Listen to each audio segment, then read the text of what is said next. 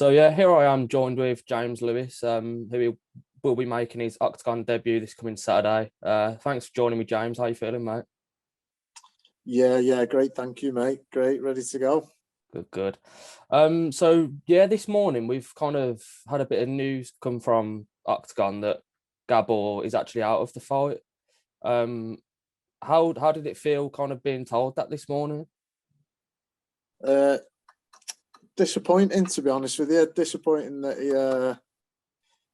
that Gabor can't compete. Yeah, because obviously it was such a big, high-profile fight. So that's disappointing. But I'm just glad and thankful to Octagon that they've come with another opponent and we're still fighting. So that fight can happen down the line, hopefully.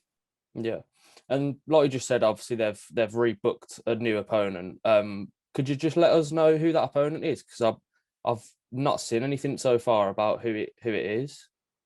Yeah, it's a guy called Selim Topuz, if I'm saying his name correctly. I think he won their contender series, the German one. So it's another good opponent as well. So really pleased about that.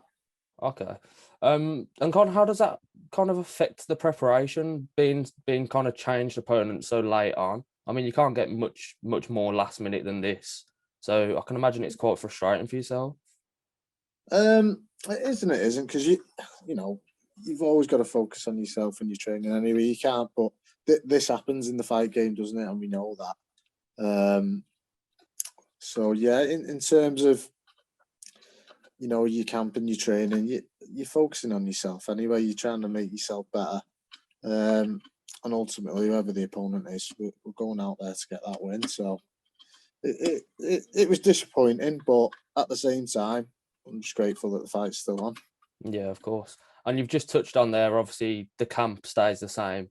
You're training out of Blackledge, which is obviously under the tutelage of Tom. How does it kind of feel being in with such a good team, and how much confidence does it give you being with that team? Yeah, it gives me masses of confidence, to be honest. It feels like we've almost got the cheat codes. And it's when we go out to fight, we're going out to fight as a team, rather than just me as an individual. So yeah, it gives me worlds of confidence. Yeah. And obviously just talk to us a bit about how that opportunity came around with Octagon, because obviously you've been on a tear in the last two fights on the regional scene with two really impressive victories. So yeah, how did that kind of opportunity with Octagon come around? Well, I've got to thank my management team for that. Signed with HD Fight Management earlier in the year, after my last fight, and they came straight up with the goods. That we sort of had a conversation about, what I want and where we want to go, and I wanted thrown in at the deep end, and then they came with it straight away. So big thanks to them for that. Yeah. And obviously Octagon, I mean, I'm sure you've seen their shows before. The magnitude of their events is just mental. How excited are you to be fighting with this promotion that put on these massive shows every single time?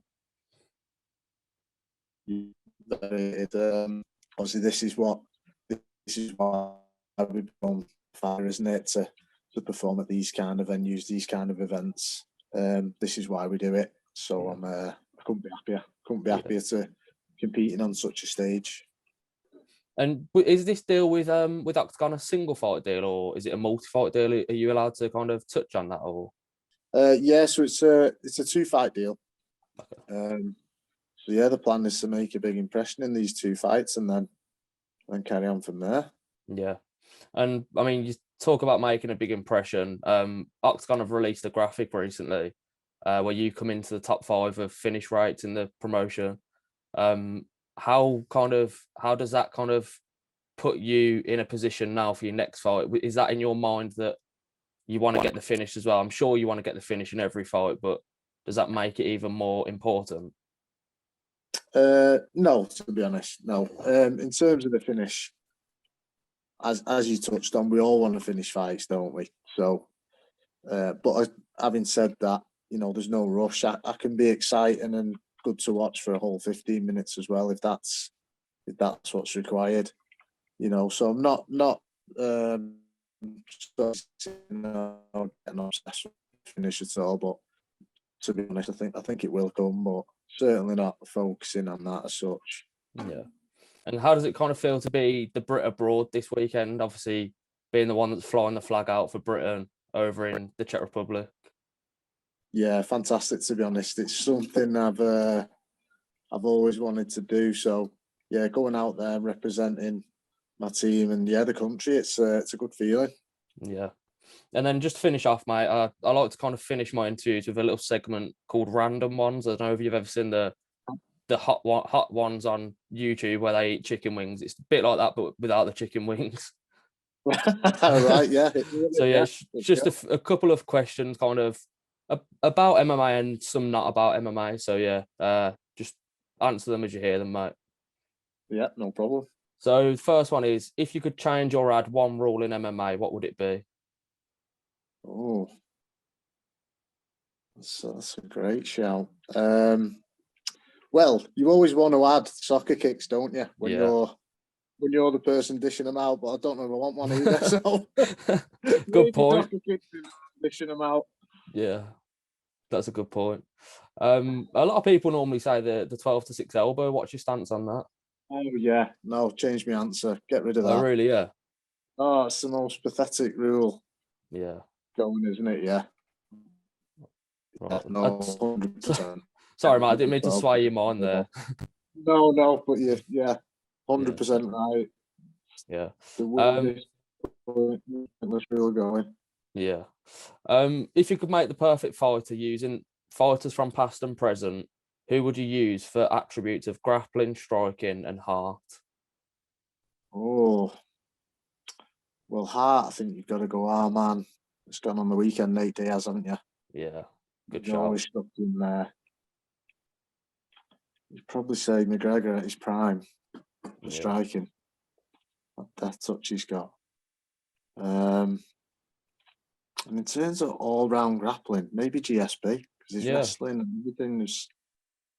Yeah, so maybe probably they're my three. That's a good shout. Yeah, a lot of people say McGregor for striking, but a lot of people don't have him in their top 5 GOAT list anymore, do they? Yeah, and it depends on how you're measuring what the GOAT is. It is the best over his career or the best on his best day, because you probably say Anderson Silva as well on his best day. Yeah. True. You know, he was up there, wasn't he? So yeah. And the second last one, if you were stranded on a desert island, who is one fighter you'd pick to be stranded with? One fighter? Yeah. Can be for any reason as well. Oh, probably someone like one of these Navy SEAL guys like Tim Kennedy or something. Yeah, it's a great shout. Give me a shelter and hunt some food for me and all that. That is a great shout.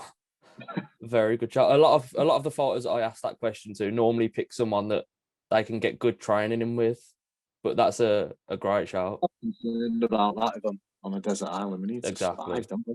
Exactly. Good shout. And then the last one, mate. How does your fight on Saturday night go down? Fight on Saturday night goes down with me getting my hand raised, and I think probably with the finish as well, maybe in the second round. Yeah, perfect. Well, best of luck on Saturday, mate. We're all rooting for you back here, obviously. If there's anything else you want to add, feel free.